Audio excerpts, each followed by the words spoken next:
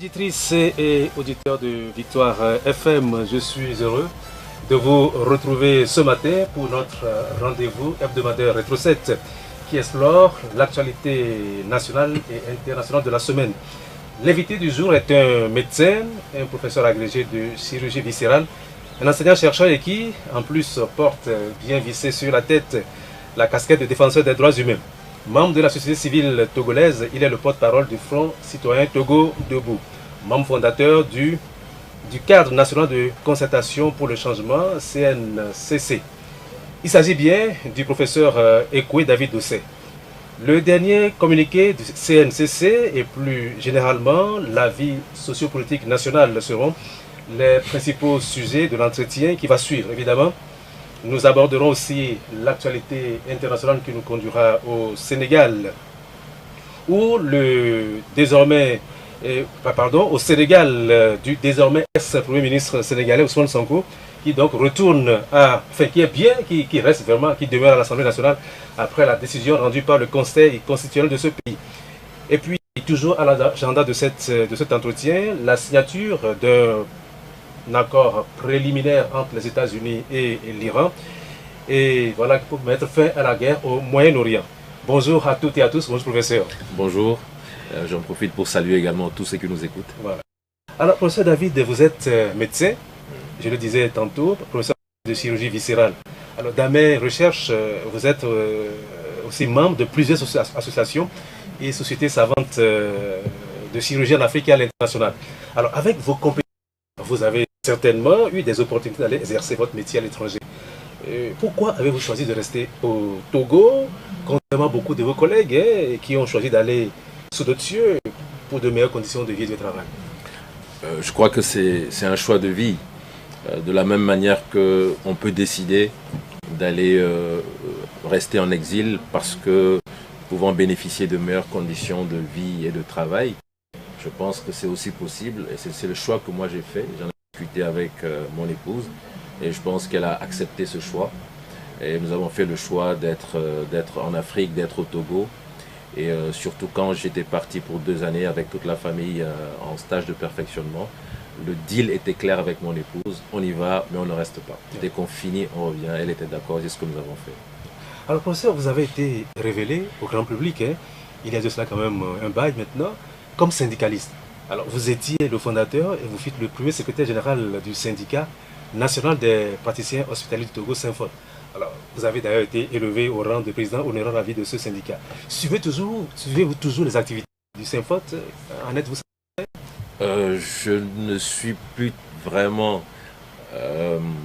au fait de ce qui se passe au sein du syndicat parce que j'estime qu'une fois qu'on a transmis le témoin, une fois qu'on a fini son mandat, il faut laisser les autres évoluer avec leur personnalité, avec leur idéologie, avec leur façon de faire. Mais bien sûr, à chaque fois que je suis sollicité, je réponds avec plaisir et vraiment, je me sens honoré d'être sollicité sur certaines questions lorsque le Synfot le demande.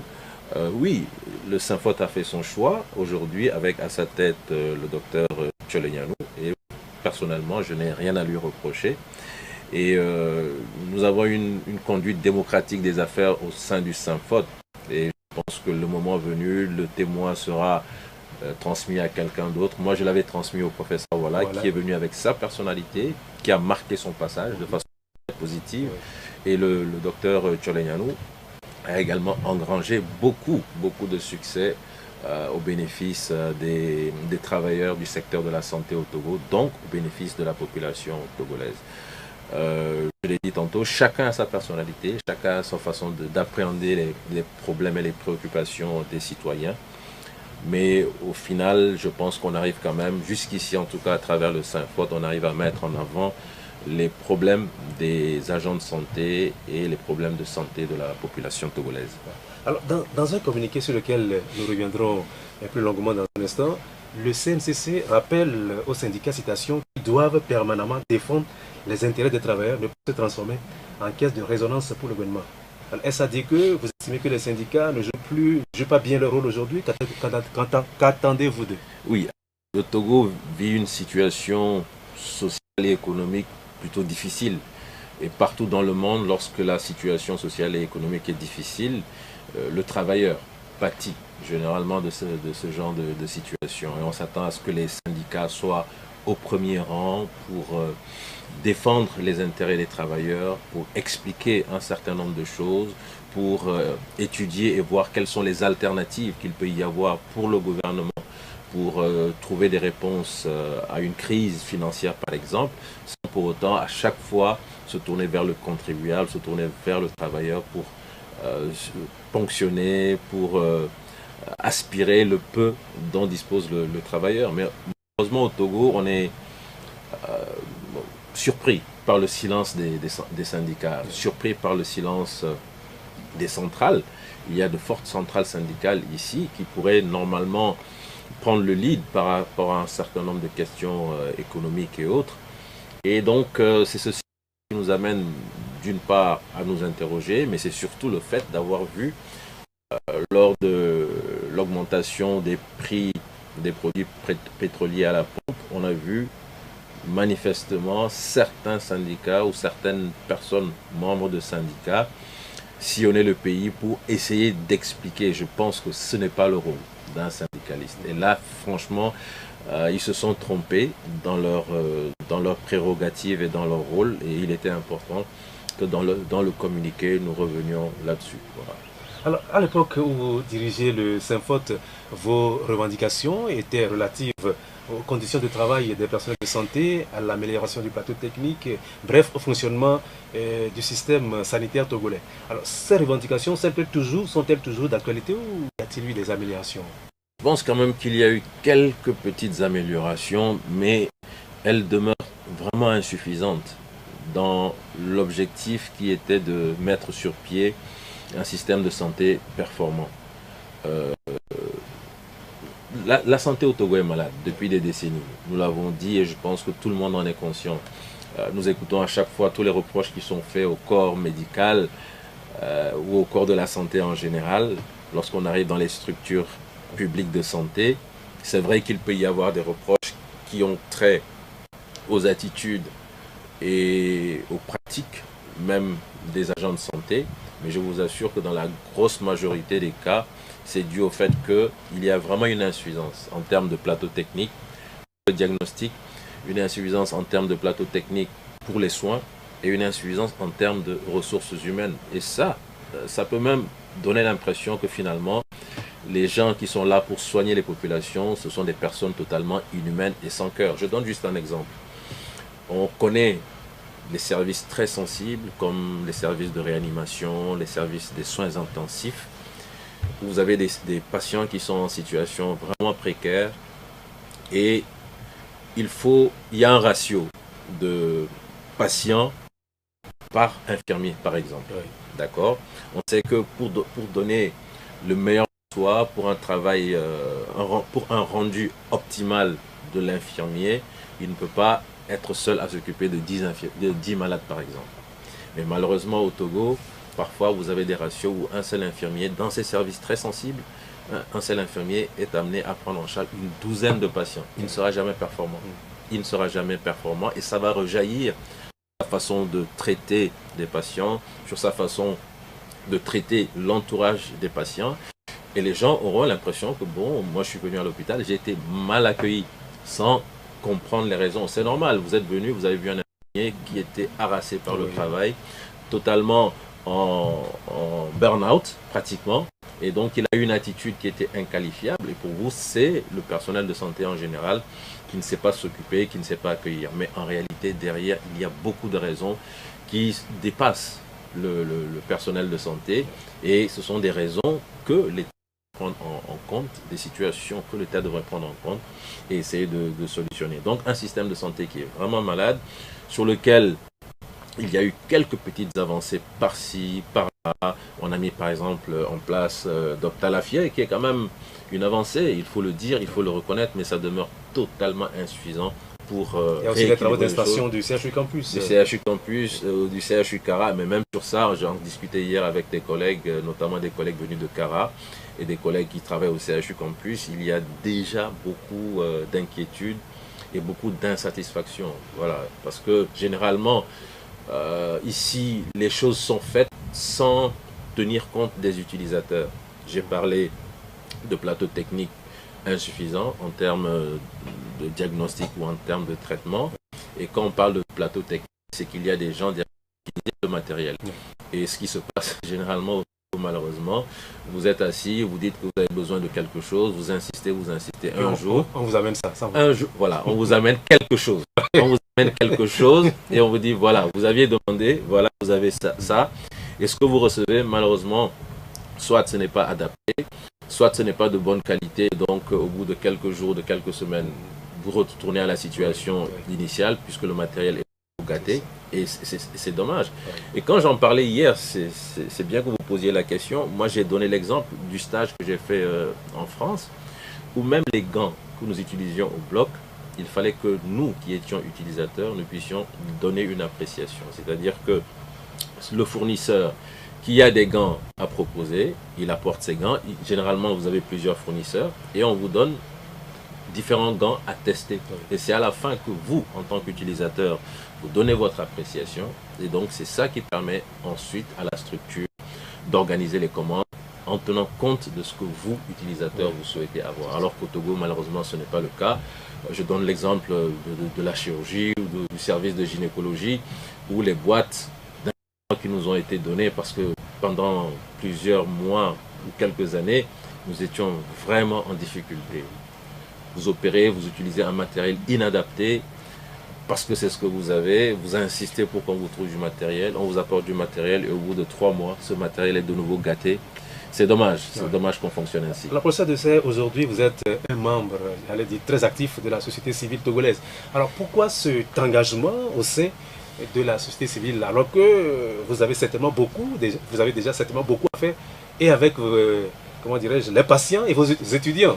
Oui, c'est clair. C'est clair que entre mon travail à l'hôpital et à l'université,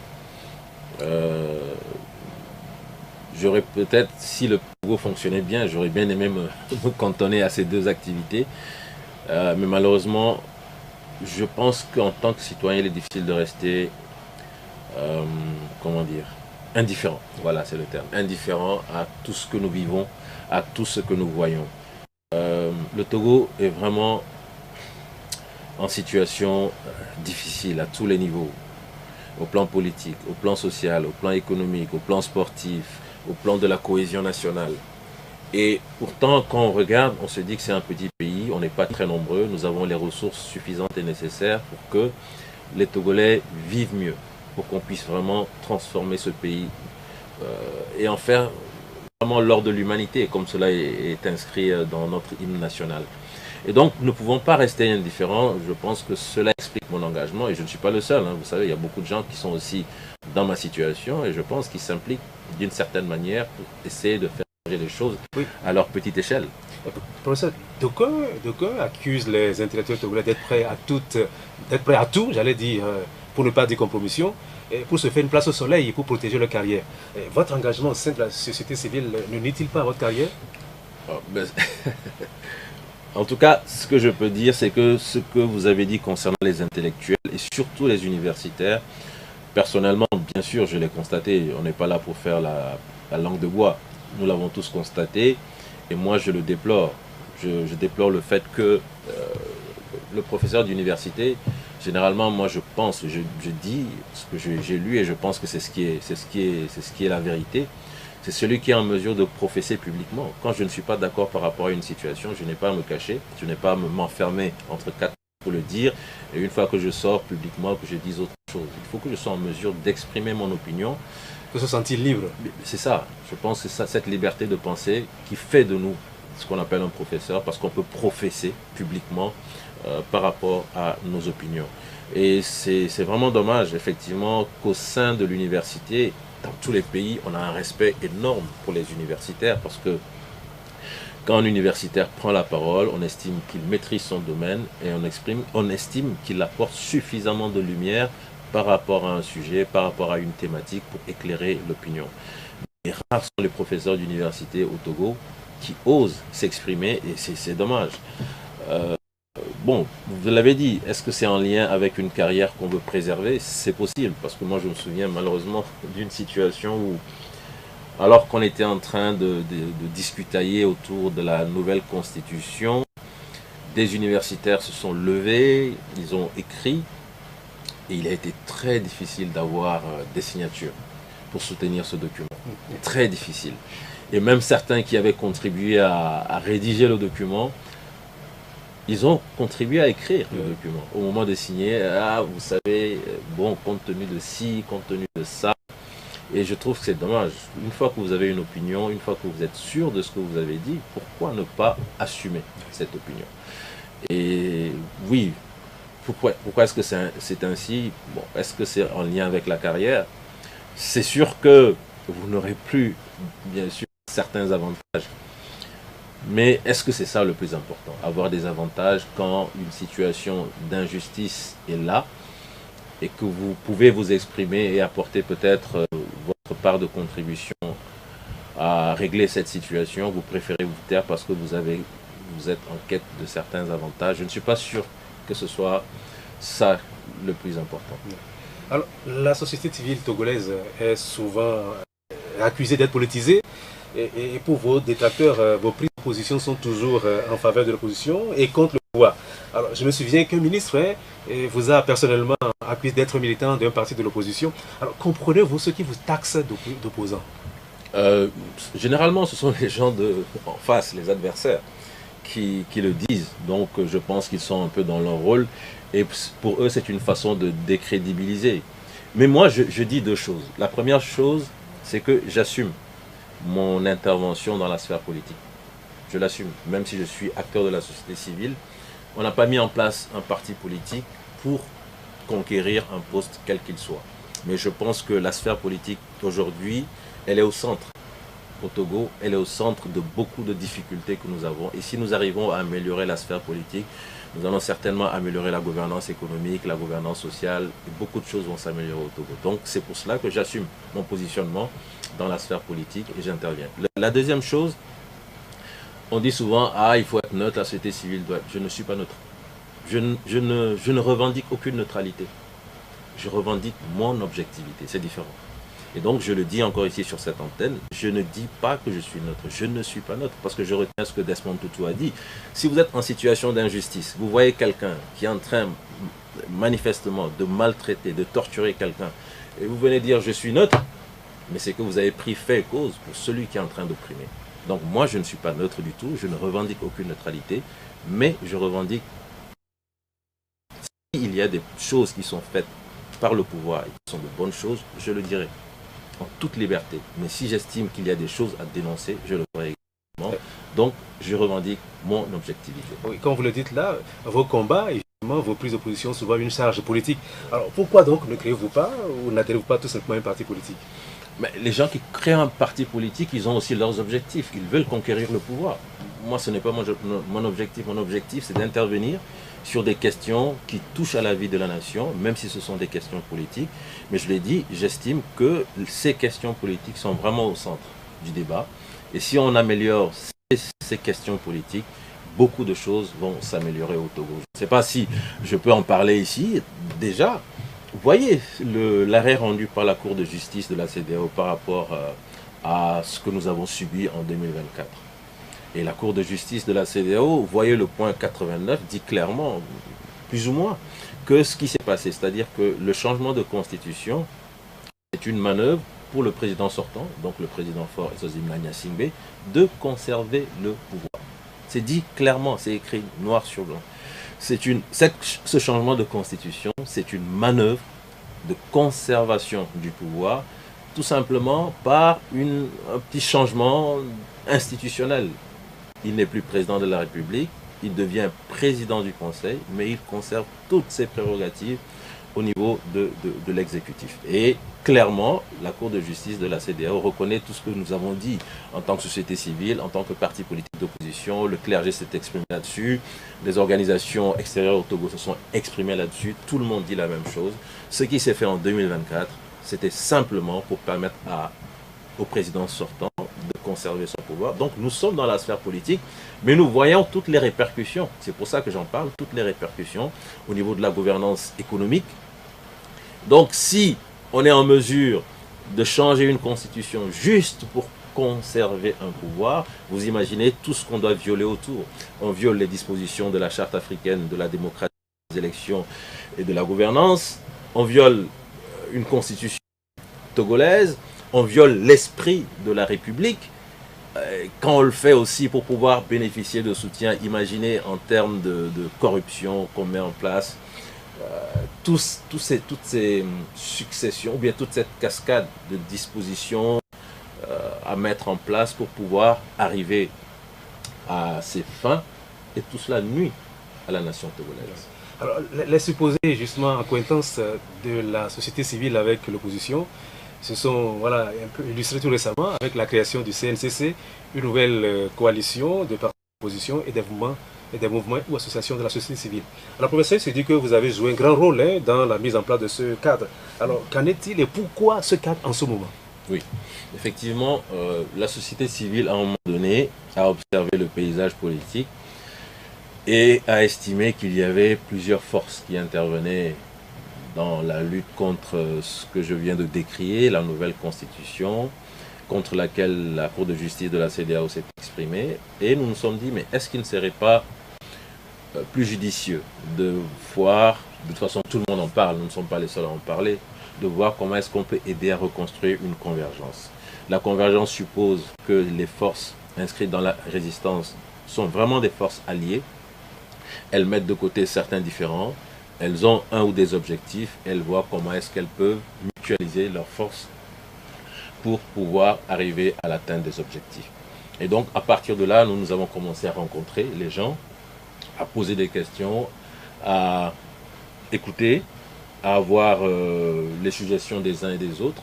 Et c'est comme ça qu'en juin 2024, une fois qu'on a fait plus ou moins le tour, on a commencé les rencontres pour pouvoir mettre sur pied un cadre, en disant bien que ce n'est pas une coalition, ce n'est pas un regroupement nouveau, c'est-à-dire que vous ne verrez jamais un bureau du cadre, du regroupement, il n'y a pas de bureau, mais c'est comme si voilà, on a une table autour de laquelle nous invitons les forces alliées à se retrouver, à se concerter et ensuite à agir ensemble pour l'atteinte d'un objectif. Et une fois qu'on a fait tout cela, chacun peut se retirer, retourner dans son entité d'origine.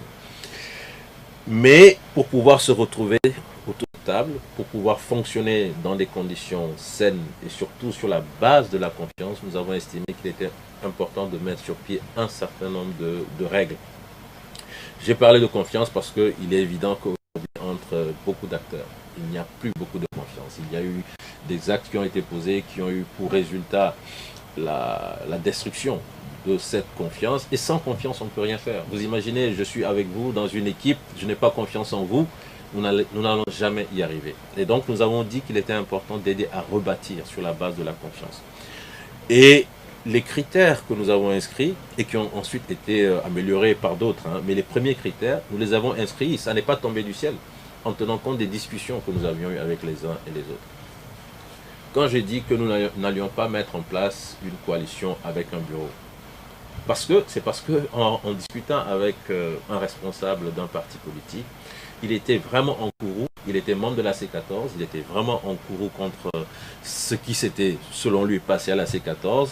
Il disait qu'il n'y en avait que pour ceux qui étaient au sein du bureau. Les rencontres internationales, les discussions avec les chefs d'État. Et que eux qui n'étaient pas dans le bureau, ils se sentaient un peu lésés. Et donc, s'il n'y a plus de bureau, est-ce que quelqu'un peut encore se sentir lésé? Donc, c'est juste un exemple que je vous donne pour vous dire que les décisions, on ne les a pas prises comme ça. C'est vraiment en tenant compte des expériences du passé, du vécu des uns et des autres, que nous avons tiré des conclusions, nous avons tiré des leçons et nous avons pris un certain nombre de décisions. Oui, professeur, on va tout à l'heure revenir sur le CNCC, mais je voudrais vous poser cette question. On sait que les partis politiques, leur objectif, c'est la conquête du pouvoir.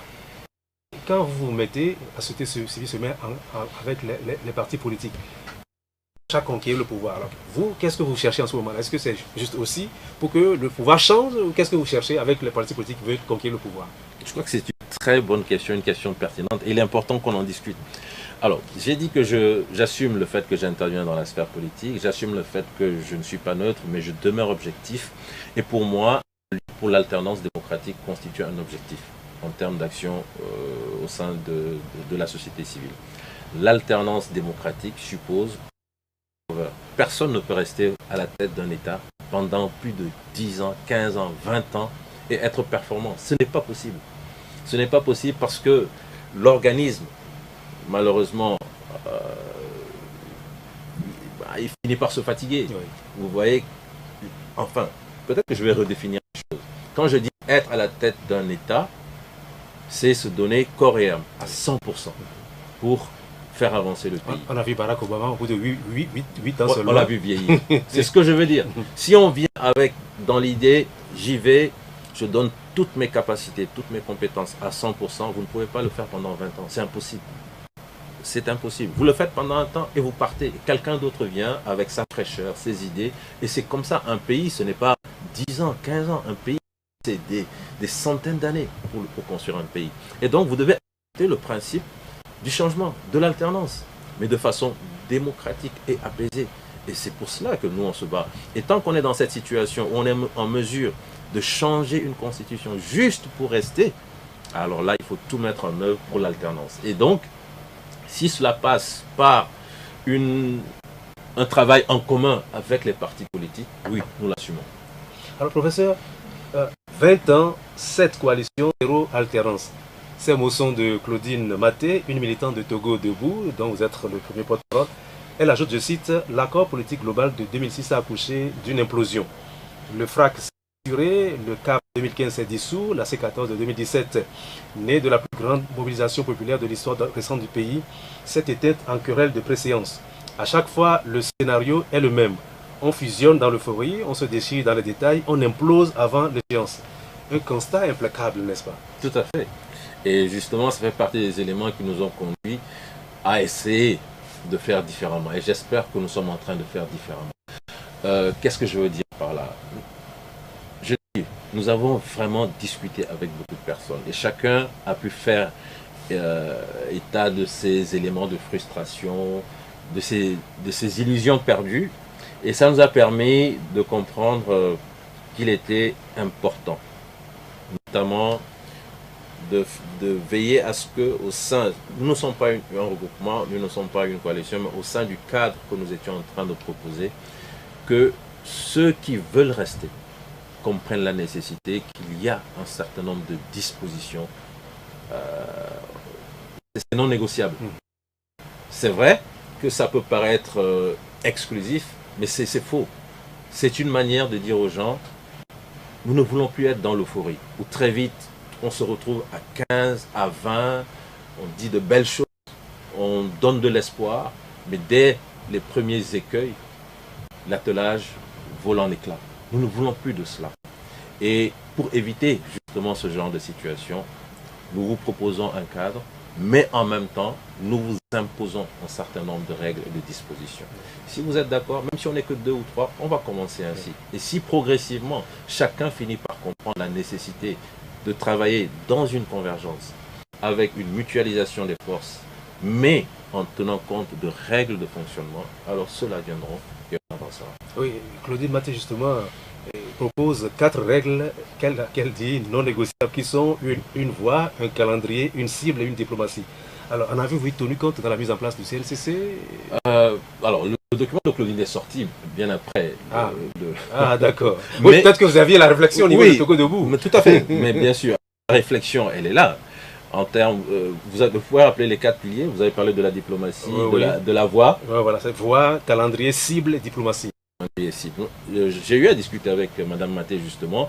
En ce qui concerne la diplomatie, il y a des choses qui sont déjà en route pour cela, et cela se fait avec la diaspora, parce que la diaspora a cette prérogative, c'est d'être proche de certaines institutions qui sont des institutions internationales et qui sont en Europe. Vous avez parlé de la voix, et je pense qu'il est important effectivement de parler d'une même voix lorsqu'on a un objectif à défendre, et de ne pas passer son temps à se taper dessus alors que la est en face de vous. Donc cela fait également partie des éléments. la cible et le calendrier. J'ai eu à en discuter avec elle et je lui ai dit, ce qui est du calendrier, dans un État comme le Togo, c'est extrêmement difficile. Quel calendrier on peut mettre sur pied ou bien on peut inscrire dans un document? Nous n'avons pas la maîtrise du temps. Nous avons peut-être la maîtrise de nos activités, mais partout dans le monde, vous ne pouvez jamais prédire à quel moment un peuple va décider de se lever pour sa libération. Vous ne pouvez pas. Vous pouvez essayer de mettre en place les jalons, franchir certaines étapes, préparer les esprits, vous préparez vous-même à ce moment, mais vous ne pourrez jamais dans le calendrier inscrire à quel moment le changement pourra survenir. Donc le calendrier, on en a discuté, puisque moi j'ai vu son document, et on en a beaucoup discuté. La cible, je ne sais pas. Mais sinon, je pense que les points les plus importants de mon point de vue, c'est la voix. Mais la cible, c'est le pouvoir. Peut-être que vous ne voulez pas le dire. La cible, est-ce que c'est pas le pouvoir? Disons que c'est l'alternance. Alors, c'est l'alternance. Okay, d'accord, l'alternance. Voilà. Alors, dans un communiqué rendu public en fin de semaine dernière, en s'appuyant sur les alertes du Programme alimentaire mondial, le CNCC a exprimé sa préoccupation sur les risques d'insécurité alimentaire au Togo et plus particulièrement dans la région des savanes. Alors, mais finalement, l'agence onusienne indique que les données évoquées relevaient d'une projection et qu'il ne parle pas encore de crise alimentaire réelle au Nord Togo. Alors, apparemment, vous êtes allé trop vite en besogne. Hein? Alors, en fait, même si la crise n'est pas encore installée, nous sommes vraiment sur la voie. Et nous ne disons pas nous ne faisons que relever ce que certains experts ont eu à découvrir en étudiant ce qui se passe au Togo. Mais ensuite, quand on y réfléchit, on se rend compte que ce sont des données qui sont très objectives et c'est un risque réel. J'ai parcouru un peu le rapport de l'ONG Élevage sans frontières qui déjà en octobre ou en novembre 2025 parlait de ce risque de crise dans le nord du pays et évoquait un certain nombre de choses. D'abord une politique agricole qui ne fonctionne pas, c'est-à-dire en termes d'infrastructures, en termes de moyens, en termes de soutien aux populations agricoles, aux populations rurales, il y a beaucoup d'insuffisances, faisant qu'à terme, la politique agricole telle qu'elle est conduite au Togo n'a pas d'effet positif permettant de régler ces problèmes d'insécurité alimentaire. N'oublions pas également cette pression des islamistes, des djihadistes, qui fait que beaucoup de paysans aujourd'hui n'ont plus la possibilité d'aller tranquillement travailler au champ et produire. Donc il y a des déplacés et tout cela, ça fait que la force de production est en difficulté dans le nord du Togo. Voilà. Alors, en même temps, vous n'avez pas encore parlé de la hausse des prix des produits pétroliers. J'imagine qu'on va, oui, justement, oui. Mais imaginez ces paysans qui subissent aussi toute cette pression économique et financière. Ça fait que finalement, le paysan, il n'arrive plus avec sa production à nourrir convenablement sa famille, à se soigner, à envoyer ses enfants à l'école. Et ces enfants, voyant ça, qu'est-ce qu'ils font? Ils quittent les zones rurales et les zones rurales sont en train de se dépeupler. Et on a aujourd'hui un accroissement des zones urbaines qui est 2 fois plus rapide que ce qu'on a en zone rurale. Je pense qu'on parle de 4,4% en termes d'accroissement dans les zones rurales au Togo, contre 1,9% dans les zones urbaines, pardon. 4,4% dans les zones urbaines, voilà, contre 1,9%, si mes souvenirs sont bons, d'accroissement de la population dans les zones rurales. Ça veut dire que, de façon très claire, vous avez un exode rural. Oui. Alors, tout cela ne soutiendra certainement pas la production agricole dans un pays qui est supposé être un pays agricole, parce qu'au Togo, 70% de la population active intervient dans le secteur de l'agriculture. Voilà, donc un pays d'agriculteurs qui voit sa force de production de plus en plus affaiblie, appauvrie, délaissant le secteur agricole pour aller gonfler la population des zones rurales. Ce sont des conducteurs de émigrants finalement, etc., etc. Sans être expert, vous devez reconnaître qu'il y a matière à s'inquiéter.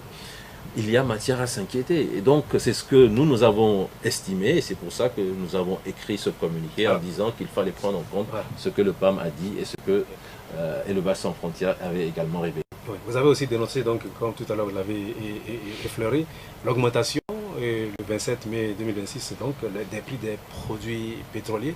Alors, dites-moi, vu l'envolée des coûts du pétrole en ce moment, le gouvernement avait d'autres choix que celui-là?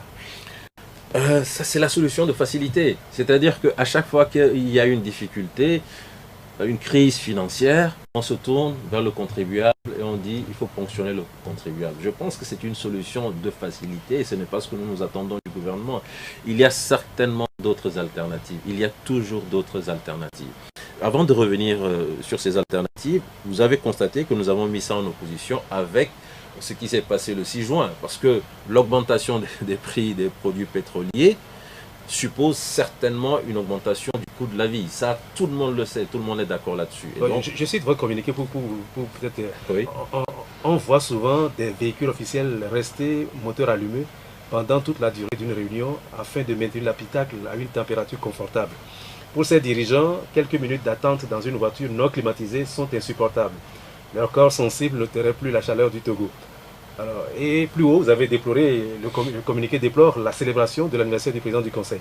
Alors, pour certains Togolais, cette dénonciation ressemble plutôt à des commérages et relèverait de la jalousie. Que leur répondez-vous? Alors, en tout cas, ce sont des faits réels.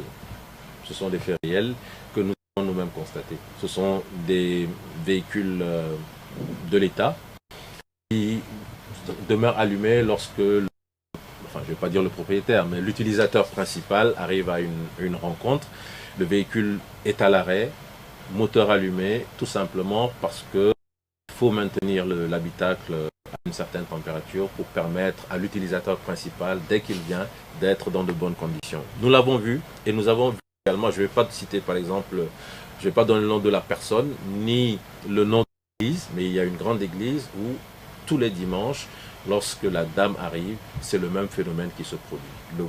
Le véhicule est à l'arrêt, le moteur continue de tourner pour permettre à la dame, dès qu'elle sort de la célébration, de venir retrouver son véhicule avec une bonne température avant de repartir. Voilà, donc ce ne sont pas des commérages. Je pense que beaucoup de Togolais vous diront exactement la même chose. Et ce n'est certainement pas de la jalousie, parce que c'était pour nous une façon de démontrer que vous avez ce pays où deux mondes, en fait, évoluent de façon parallèle. Le monde de la grande majorité, où les gens, à chaque fois qu'il y a une difficulté, on les ponctionne, c'est à eux de payer, c'est le contribuable togolais. Et le petit monde où cette minorité profite des avantages indus. Ceux qui se comportent ainsi, il est clair qu'ils n'achètent pas le carburant. Ils ont la facilité d'obtenir des bons de carburant, payé par le contribuable togolais. Et c'est ça que nous dénonçons. Et donc, par rapport aux possibilités pour le pouvoir, nous nous avons dit qu'il faut absolument que l'État voit comment est-ce qu'il peut agir sur certains postes de dépenses et réduire le train de vie de l'État. En faisant cela, moi je reste convaincu qu'on peut trouver des solutions permettant d'alléger la facture énergétique du Togo sans pour autant être amené à encore une fois augmenter le prix des produits pétroliers. Donc les bons de carburant que l'on distribue à tout va, ensuite même les donations en termes de carburant aux différents ministères. Je ne sais plus dans quel pays c'était, mais je me souviens d'un pays d'Europe du Nord où les ministres se déplacent en transport commun, ah oui. Parce qu'on estime que... Et parfois, il y en a qui sont à vélo, parfois. Tout à fait. Voilà, je pense du pouvoir, mais c'est important de réfléchir. Peut-être qu'on ne va pas obliger les ministres du Togo à se déplacer à vélo, mais il faut comprendre qu'on leur donne les moyens pour leur action à la tête du pays, mais cela ne veut pas dire qu'ils doivent user et abuser des ressources qu'on leur donne. Et donc, il y a vraiment des choses à faire. Il faut avoir cette vision de rupture avec les pratiques d'antan pour mettre en place de bonnes pratiques citoyennes avec l'exemplarité qui vient d'en haut. C'est ce que nous nous essayons de faire comprendre à travers ce communiqué. Alors, vous réclamez des mesures urgentes en faveur des populations les plus vulnérables. Alors, et quelles pourraient être, à votre avis, ces mesures? Voudriez-vous nous rappeler? Déjà, il faut identifier toutes ces populations qui sont en difficulté. Est-ce que ce sont seulement les paysans? Est-ce que ce sont les conducteurs de taxi-moto? Donc, une fois qu'on a identifié ces populations vulnérables, et il y en a beaucoup au Togo, voir ce qu'on peut apporter comme mesure spécifique d'urgence. Si ce sont les paysans, qu'est-ce qu'on peut leur apporter?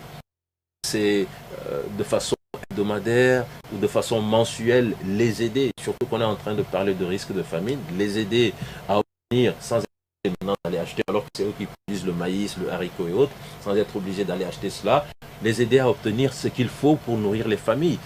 En termes de protéines, on a parlé du risque de malnutrition chez les enfants, et c'est un élément capital. Vous savez, quand un enfant est mal nourri, donc malnutri, qu'est-ce qui se passe?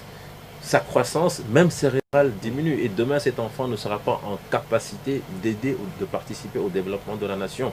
Donc, il faut un apport minimal en protéines animales. Donc, essayez d'identifier vraiment ces populations. Là, j'ai parlé des paysans, par exemple. Prenons les conducteurs de taxi-moto. C'est également une classe, une couche vulnérable de la société togolaise. Est-ce qu'on peut imaginer un mécanisme où, dès que vous êtes conducteur de taxi-moto, vous avez peut-être la possibilité, je dis comme ça, on peut y réfléchir, d'avoir du carburant détaxé, comme ce fut le cas pour les pêcheurs. Je sais que les pêcheurs, à un moment donné, pouvaient acheter du carburant détaxé pour leur permettre d'aller en mer, etc., etc. Donc, on peut réfléchir à des solutions. Quand on est chef d'État, quand on est un gouvernement responsable, on peut certainement trouver des solutions pour aider les couches les plus vulnérables. Voilà, donc le CNCC réclame la mise en place de mesures d'accompagnement ciblées en faveur des familles modestes, des travailleurs à revenus faibles, des transporteurs, etc. Alors, le pouvoir a mieux que ce que vous proposez. Le président du Conseil vient de fixer un nouvel objectif au gouvernement, doubler le niveau de vie et ramener la pauvreté sous le seuil de 15% d'ici 2040 au Togo. Cela s'appelle Vision Togo 2040 et cela contredit vos affirmations selon laquelle quand la population souffre, le pouvoir fait la bamboula, n'est-ce pas?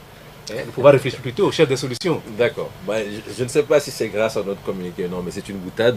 Ce que je vais dire sérieusement, que malheureusement, il y a peut-être quelques années, j'aurais vraiment pu applaudir à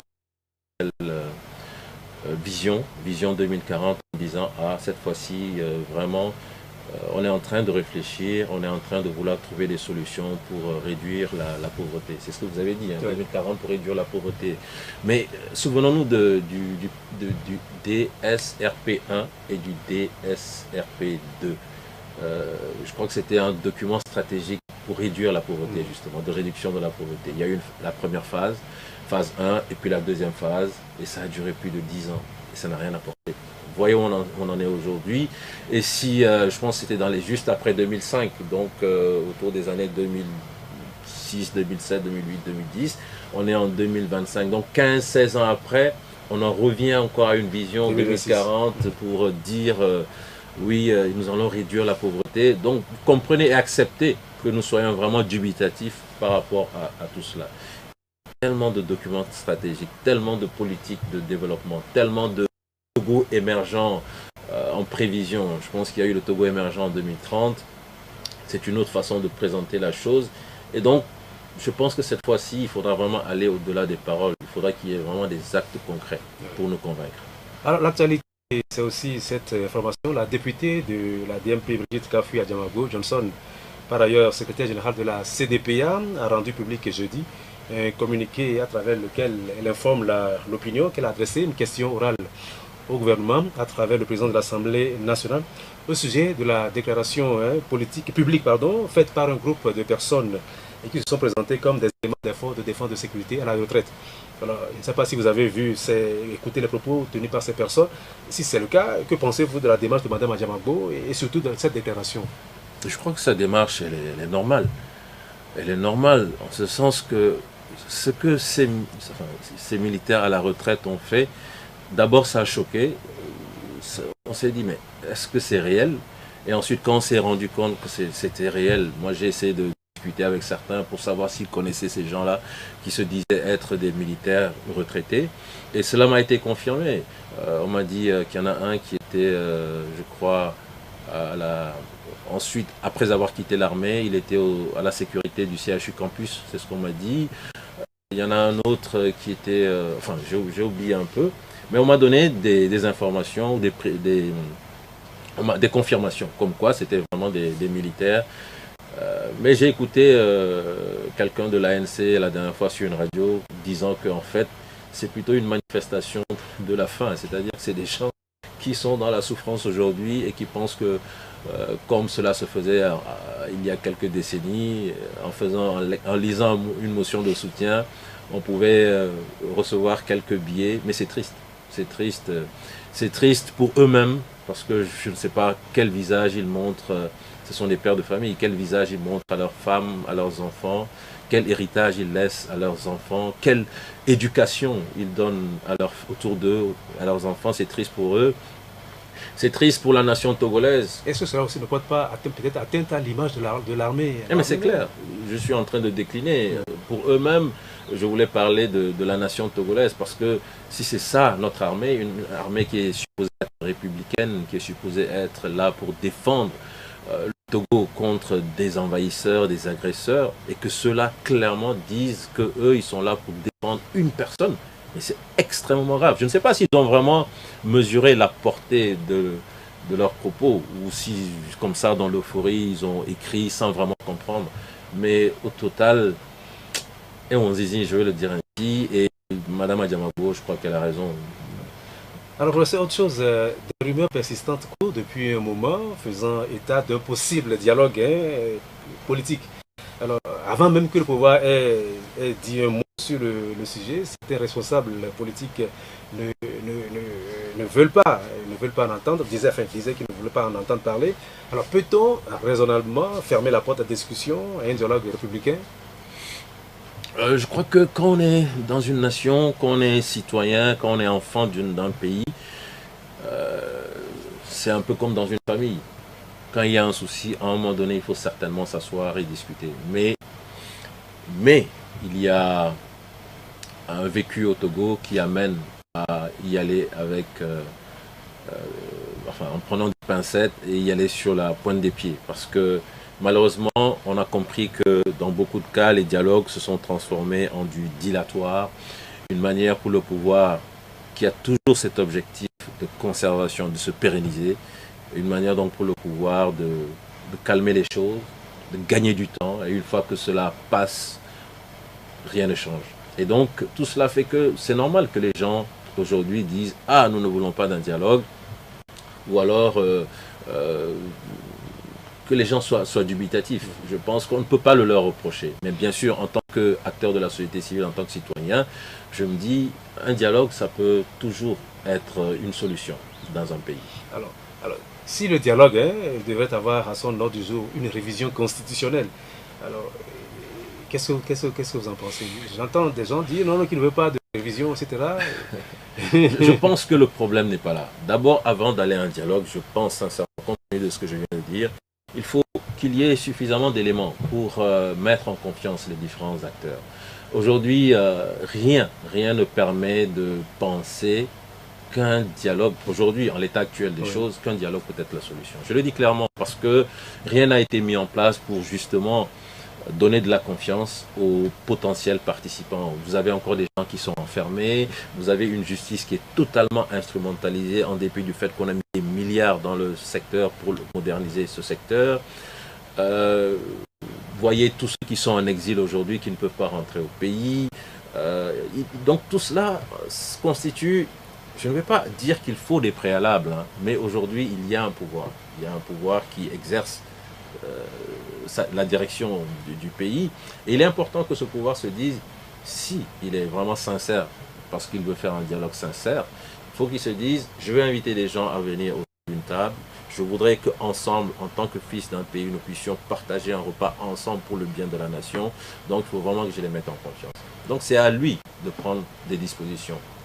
Voir comment est-ce qu'on peut libérer les gens. Je ne vais plus les citer, on les a tellement cités. Bon, permettez quand même que je cite 2 ou 3 noms. Affectio qui est là, Madame Nyakade qui est là, Monsieur Omoulou. Il y a des gens qui n'ont pas tué, qui n'ont pas volé, ils n'ont pas leur place en prison. Si ce sont des gens qui ont tué, je comprendrai. Si ce sont des gens qui ont volé la nation togolaise, je comprendrai. Mais voilà, des gens ont exprimé une opinion et aujourd'hui sont enfermés. Cela ne peut pas constituer une atmosphère suffisamment saine et sereine pour que les gens se lèvent et disent qu'ils vont à un dialogue.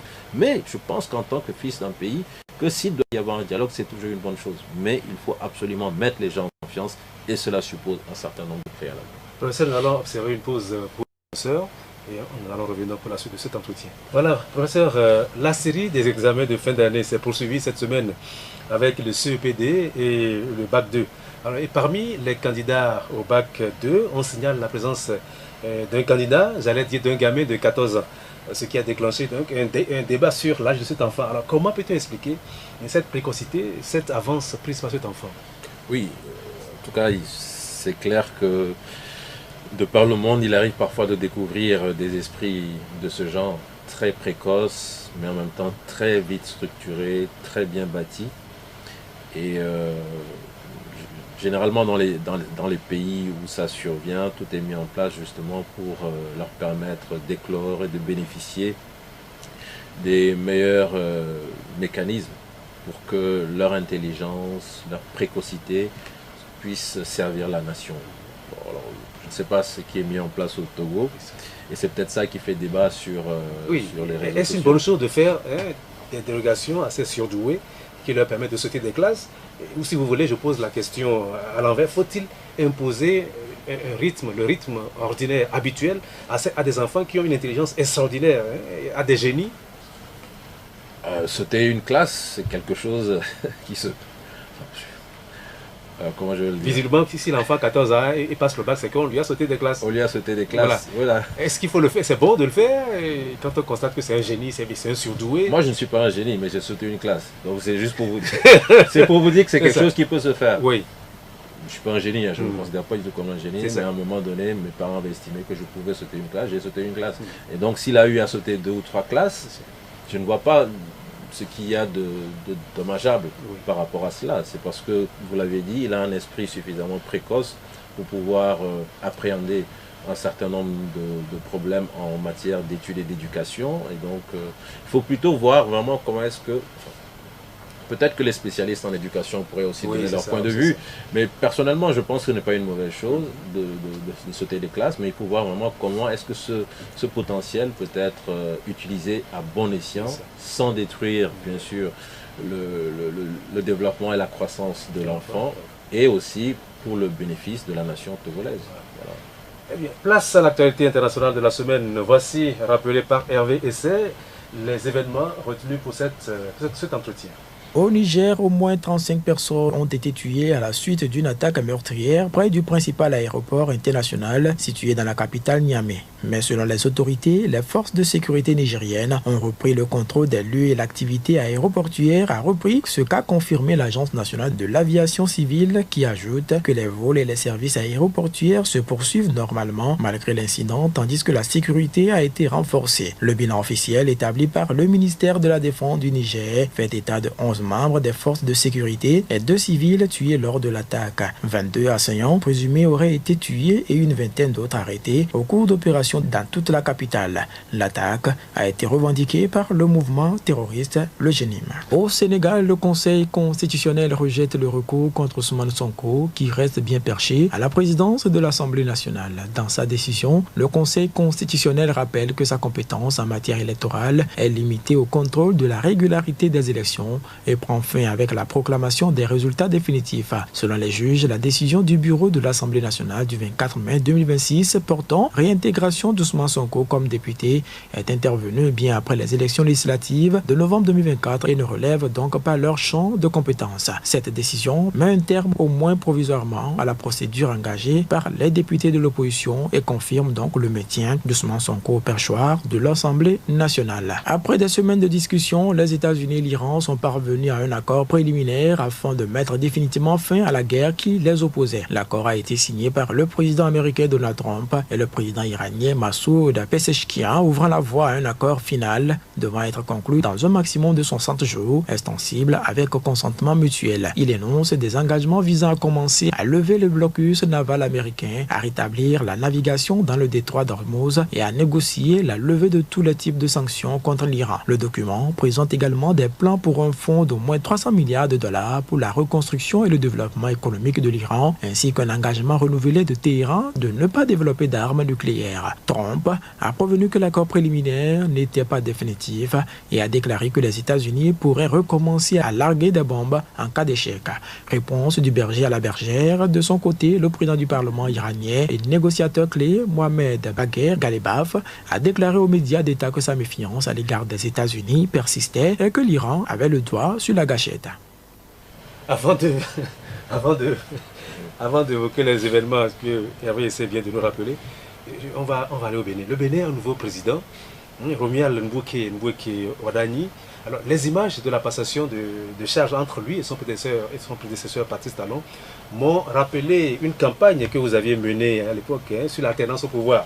Et vous aviez symboliquement remis le bâton, je ne sais pas comment vous l'avez appelé, de l'alternance à Patrice Talon, qui a tenu sa parole.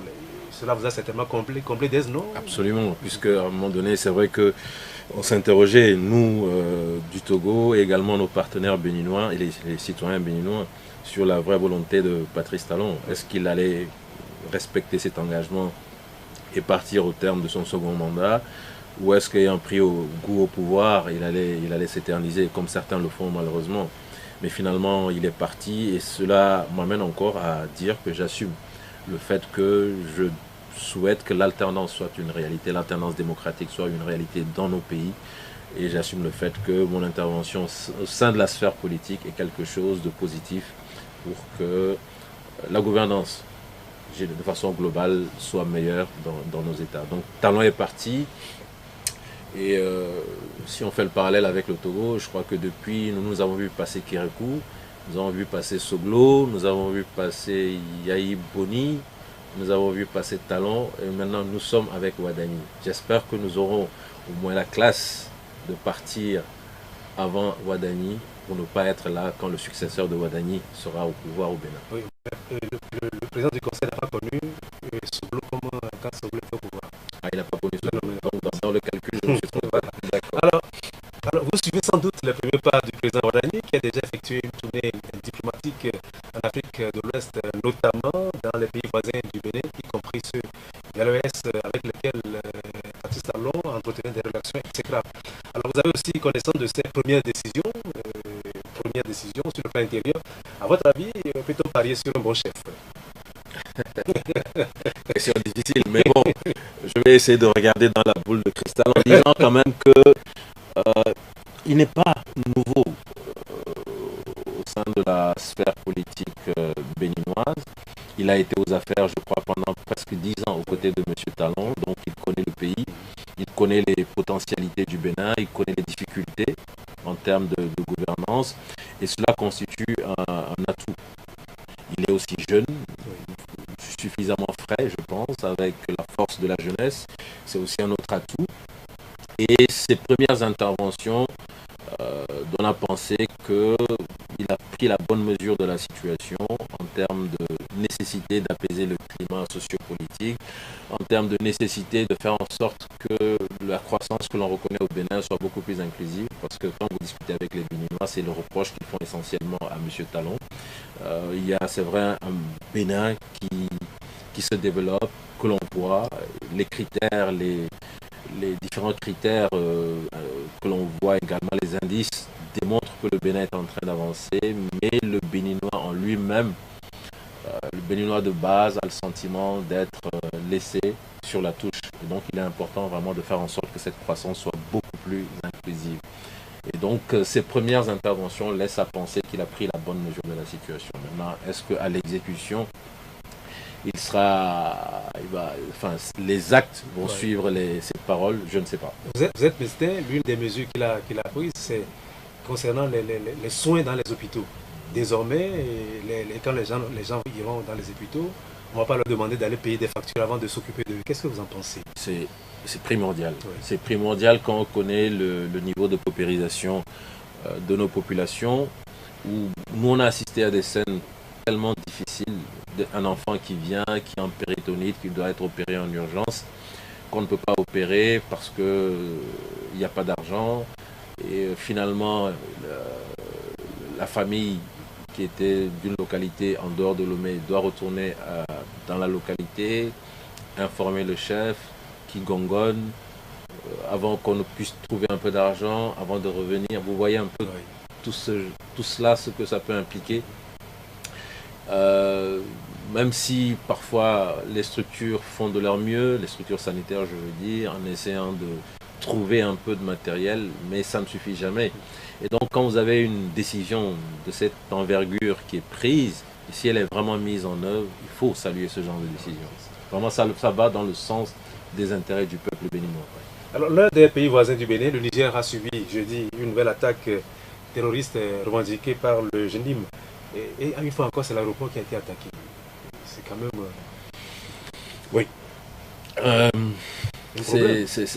Bien sûr que c'est un problème parce que c'est un lieu stratégique, c'est dans la capitale, c'est un symbole important.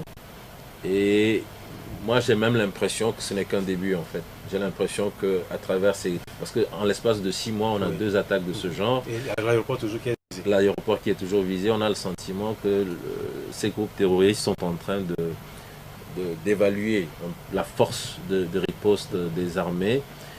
Et il ne faudrait surtout pas que l'armée nigérienne dorme sur ses lauriers en disant voilà, nous avons repoussé les assaillants, nous avons repris le contrôle. Parce que je reste convaincu qu'il y aura une attaque d'une plus grande envergure dans les prochains mois à venir. On a testé, on a vu leurs capacités, on a vu comment ils ont organisé la riposte. Et ça fait peur, malheureusement. Alors au Sénégal, la Cour constitutionnelle s'est déclarée incompétente pour se prononcer au fond sur la question du retour de Ousmane Sonko à l'Assemblée nationale après son limogeage de la primature. Alors je sais que vous avez des amis au Sénégal. Comment avez-vous vécu l'implosion du duo Faye-Sonko? Dès le début, tout le monde disait, nous espérons, notre prière, c'est que ce duo aille jusqu'au bout. Mais finalement, ce que beaucoup craignaient est arrivé. C'est dommage parce qu'aujourd'hui, le Sénégal, qui a d'énormes potentialités, avec des champs gaziers, des champs pétroliers énormes, malheureusement est en train de se perdre dans des querelles politiciennes. Il faut vraiment que le PASTEF se remette en ordre de bataille, en ordre de marche pour aider à améliorer les conditions de vie des Sénégalais. Il y a beaucoup de souffrance au Sénégal aussi. Et il faut voir comment est-ce que ce mandat peut permettre vraiment d'alléger un peu toutes ces souffrances. Donc beaucoup de débats politiciens. La question de la dette cachée, la question de la dette énorme que le Sénégal a contractée. Donc il y a des difficultés, mais je reste confiant parce que on a vu cette population sénégalaise, à chaque fois que cela a été nécessaire, arriver à régler des problèmes importants, notamment avec Ouad, notamment avec Macky Sall. Et c'est un peuple qui est suffisamment fier, avec un génie vraiment qu'on connaît. Et je reste convaincu qu'en fin de compte, les Sénégalais trouvera la solution pour que le pays se remette dans le droit chemin, celui du développement, celui de l'épanouissement de la population. Est-ce qu'il est encore envisageable, est-ce qu'il est encore possible de voir les deux, Ousmane Sonko et Diomaye Faye, se réconcilier? Pourquoi pas? Vous savez, en politique, quelqu'un a dit, c'est pas moi qui l'ai dit, qu'il n'y a pas d'ennemi perpétuel et il n'y a pas d'allié éternel. Ce sont les intérêts. Et si à un moment donné, les intérêts des deux sont convergents, il n'y a que les intérêts qui soient éternels et perpétuels. Si les intérêts des deux sont convergents, je pense qu'ils trouveront certainement les ressources nécessaires pour se remettre ensemble. On voit au Sénégal comment les anciens compagnons de Macky Sall sont en train de refaire surface aux côtés du président Diomaye Faye. Est-ce que c'est comment est-ce qu'il faut prendre cela? Chacun a sa stratégie, chacun a sa personnalité. Est-ce que Diomaye Faye a voulu, au sein de l'ancienne classe dirigeante, travailler avec ceux qui étaient les moins salis par toutes ces je cherche le mot. Peut-être un peu des manœuvres du président. Oui, alors peut-être qu'il s'est dit au sein de cette ancienne classe dirigeante, il y en a avec qui on peut composer, essayer de faire avancer les choses. Il y en a qui n'ont pas eu trop de scandales, trop de De casserole. De casserole, voilà, de casserole. Et donc, pourquoi ne pas composer avec eux? Par contre, on sent que Ousmane Sonko, lui, il est beaucoup plus tranchant dans sa prise de position. Il y a les gens de l'ancien système avec qui il ne faut plus jamais composer parce que ce sont ces personnes qui ont amené le Sénégal dans des difficultés réelles et énormes. Entre les deux, moi, il m'est difficile de faire un choix. Chacun a sa personnalité. On espère juste que ceux qui sont actuellement à la manœuvre, à un moment donné, trouveront une voie pour que le Sénégal s'en sorte. Parce qu'au-delà de Diomaye Faye et au-delà de Ousmane Sonko, c'est le Sénégal. Oui. C'est le Sénégal qui prime et c'est l'intérêt des Sénégalais qu'il faut gérer. Alors, les États-Unis et l'Iran ont signé jeudi un accord préliminaire qui met fin aux hostilités en principe entre les deux pays.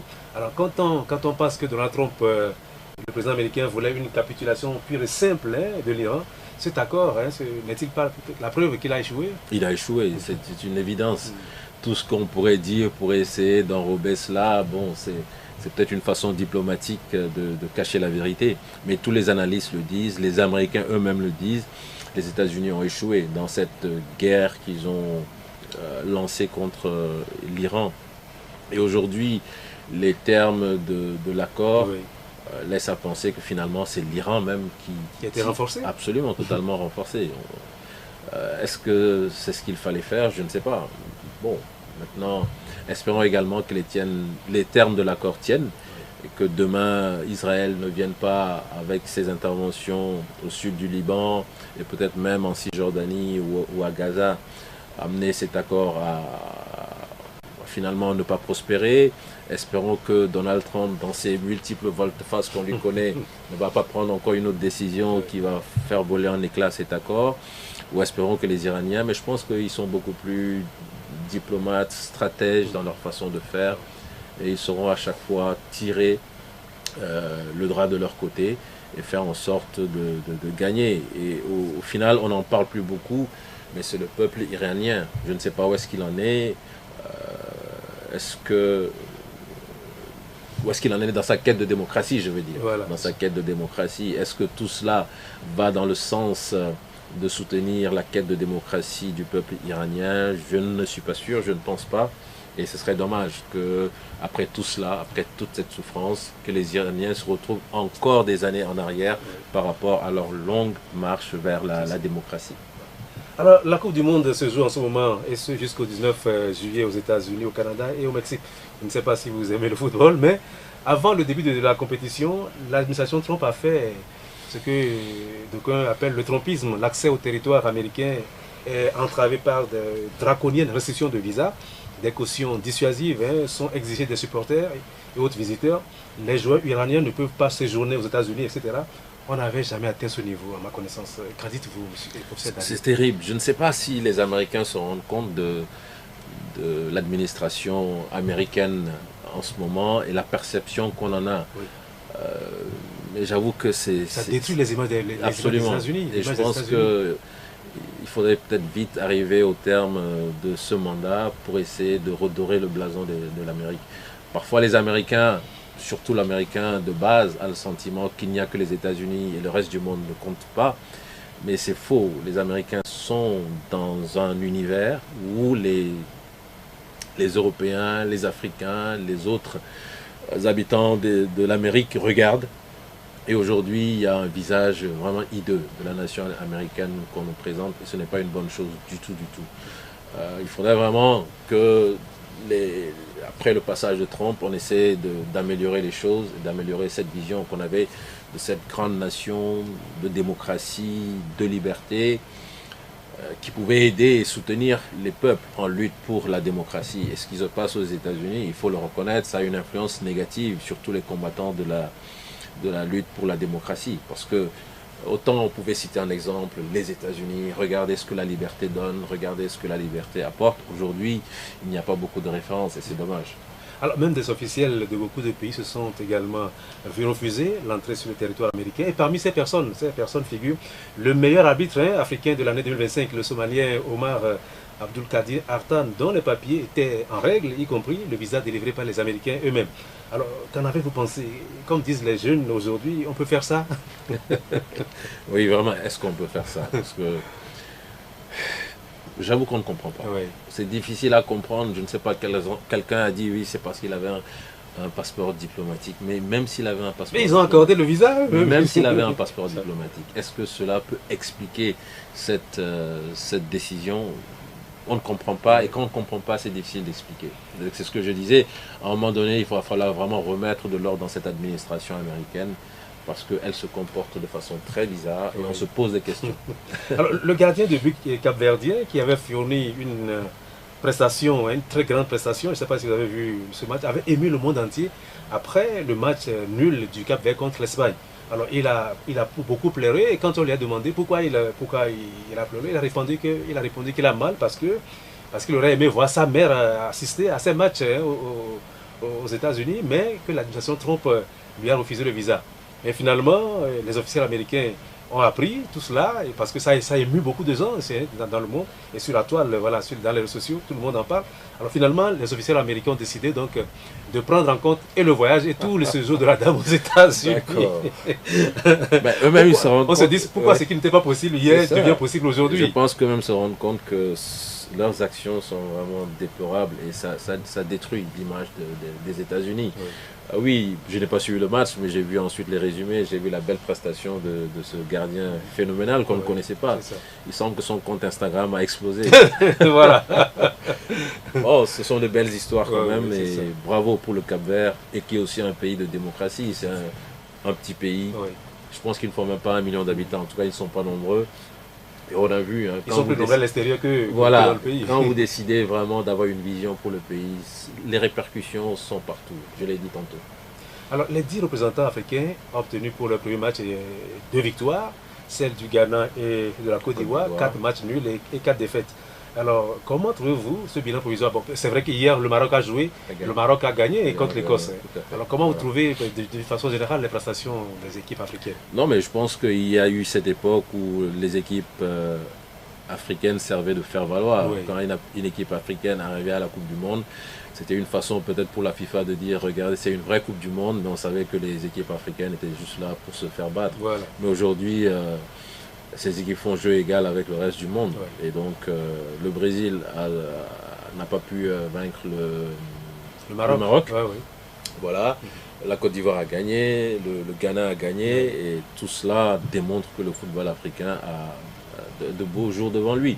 Et c'est normal, quand on voit les meilleurs joueurs mondiaux, notamment l'équipe de France, ce sont pour la plupart des joueurs d'origine africaine. Oui. Et donc, si il y a une vision qui vise à soutenir le sport et la culture dans nos pays, en sachant que nous avons tellement de potentialités dans le domaine sportif et dans le domaine culturel, je pense que cela peut constituer également un grand moteur en termes de développement. Oui, quand tout à l'heure vous parlez de l'équipe française avec beaucoup de joueurs d'origine africaine, et quand on avait posé la question à Ousmane Sonko, il dit que c'est l'Afrique qui aura battu l'Afrique. Et ça a déclenché vraiment une grande polémique en France.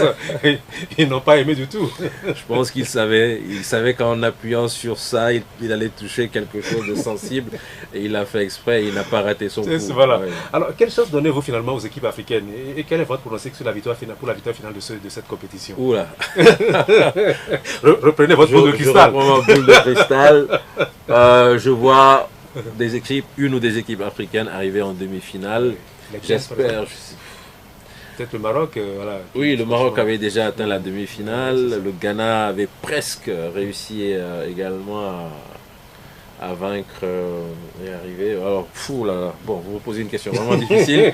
Je vous répondrai après en inbox. Quand on aura joué la finale, je vous répondrai. Voilà, finalement, votre pronostic pour la victoire finale, quelle est l'équipe que vous voyez remporter la Coupe du Monde 2026? J'ai toujours été en faveur de l'équipe d'Allemagne quand je parle des autres équipes. Oui. Donc je retiens l'Allemagne, je retiens le Brésil, et en Afrique, le Sénégal et le Ghana. Voilà. Okay. Eh bien, c'est votre pronostic. Merci. Nous sommes au terme de cet entretien avec le professeur Ekoué David Dosset. Il est médecin, agrégé de chirurgie viscérale, enseignant-chercheur, défenseur des droits humains, acteur de la société civile. Il est le porte-parole du Front citoyen Togo Debout et membre du cadre national de concertation pour le changement. Professeur, je vous remercie pour avoir honoré l'invitation de Victoire FM, encore une fois.